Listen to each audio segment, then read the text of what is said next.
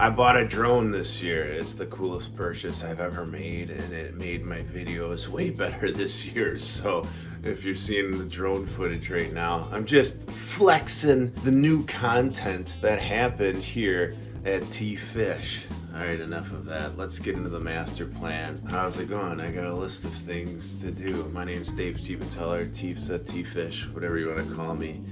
And this is my 2025 preview and 2024 year in review. And the goals that I have for 2025 are the same goals I have for 2024 because I accomplished none of them as far as fishing goes. First one was the top 10 finish in the Roughfish Species Challenge. And I like catching different species of fish. That's my favorite thing to do is multi-species fish. And in June, there's a tournament that I enter every year where you try to catch as many different freshwater fish species. I didn't do what I wanted to do, which was finish in the top 10 in that tournament. So this year I'm getting serious and I'm probably gonna go out of state and try and catch that. Another goal I had was to catch a smallmouth bass bigger than 20 inches. I didn't do that. I got close. This video right here, this short, is when I caught one on a little grasshopper that was close to 20 inches, but that was a super cool catch. And what was the third goal? Oh, to get 100 species caught lifetime on my life list. I didn't get there. I did catch some new fish this year. My favorite one was a stingray down in Alabama. That was pretty awesome. So I did catch some different species, but I didn't get to 100. So those are my goals for 2025.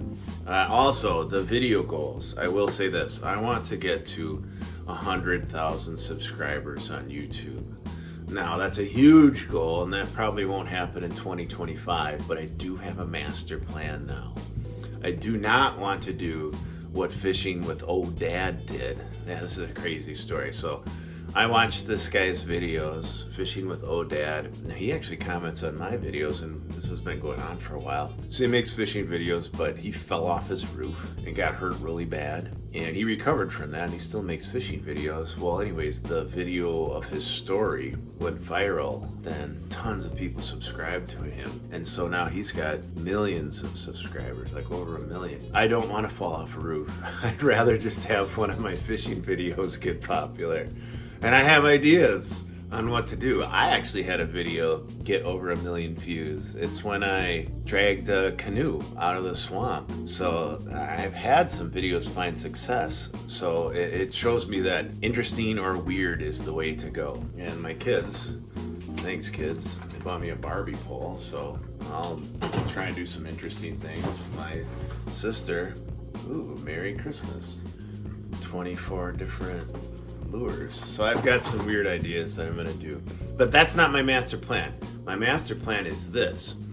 I've written books before, middle school books. Okay, it's great. Beast of Boykinville Road. They're out. You can buy them on Amazon or Barnes & Noble or whatever. They got good reviews and all that stuff, but they're not about fishing.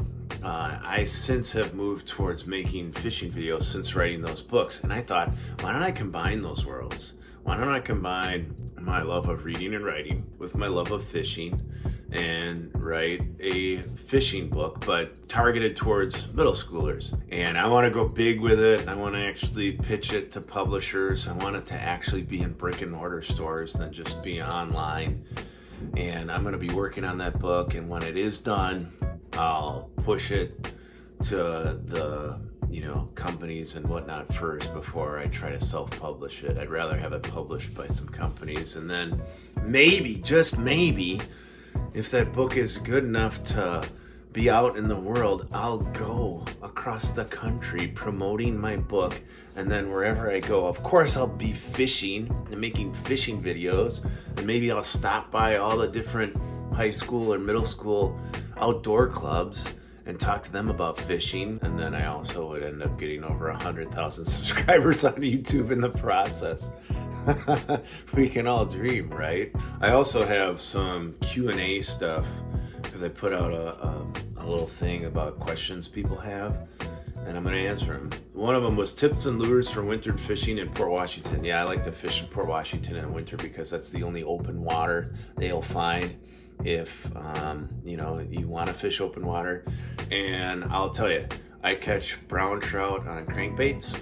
I've got a buddy that loves using spinners, and he'll catch brown trout and steelhead or rainbow trout on spinners. And then spawn sacks. If you can get spawn sacks and float them around, that's really good for the trout. Also, if you want to catch burbot, get some dead minnows, specifically gizzard shad if you can get it, and just throw that out and let it rest on the bottom. Otherwise, buy some shiners or maybe jig up some alewives and use those.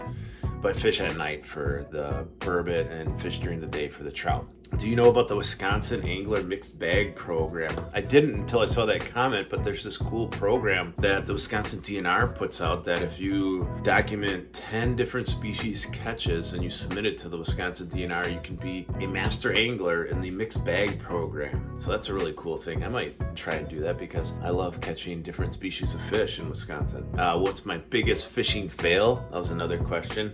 This happened years ago. It didn't happen in 2024, but I was in the Florida Keys and I had a sabiki rig and I caught some little minnows on the sabiki rig, and I put those out there, and a giant tarpon took the bait and broke my rod in half and snapped my line, and it was a tragedy. I would have loved to catch that tarpon, but I did not have the right gear for that. It was just like one of those cheap retractable rods. Snapped right away. Just saw this giant tarpon jump away.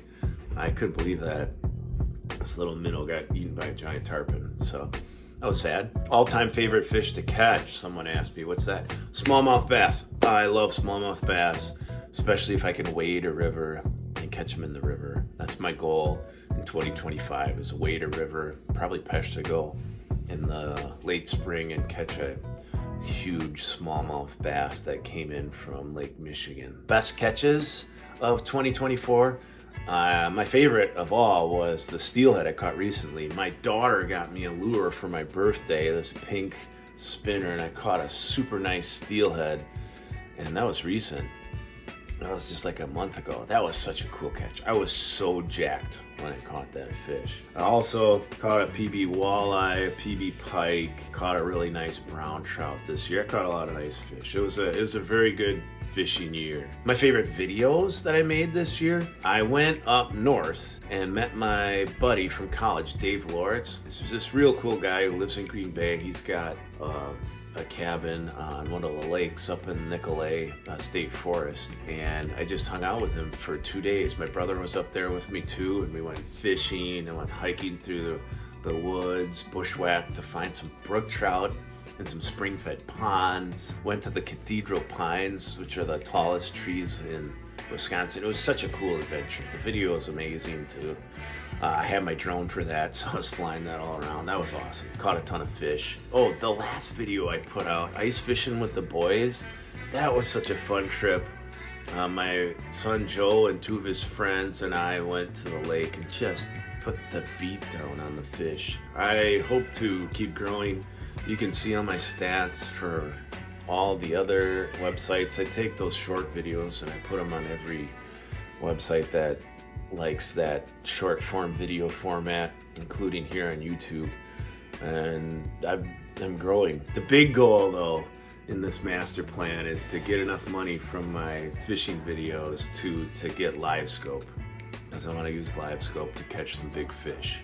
Specifically, I would love to go out in the harbors in Lake Michigan and cast that brown trout or steelhead. That would be unreal. I would love to do that. Oh, that would be so cool. I know everybody's down on LiveScope, but I saw another person explaining it, and maybe this will change your mind too. It's the #1 way to learn how to fish in real time as far as casting, because you'll see the fish and you'll see your lure and you'll see how the fish reacts to your lure. So doesn't that make you a better fisherman, seeing what works and what doesn't in specific conditions? I love sight fishing with my underwater camera. I love that. I think it's so cool. So it's just kind of like that, I guess. Who doesn't want to catch more fish? I mean, what are we doing here, right? As far as the LiveScope too, though, I know it costs a lot of money. So the money that I earn from these videos will go directly into LiveScope fund. Forget about helping my kids with college. Forget about anything that my wife needs. I need stuff. And that money goes directly to this channel and technology. Remember, the drone is technology that has helped this channel. It makes the video so cool. So now I need live scoop. Thanks for watching. I'm gonna keep fishing. I love it. Hope you keep watching too. See you.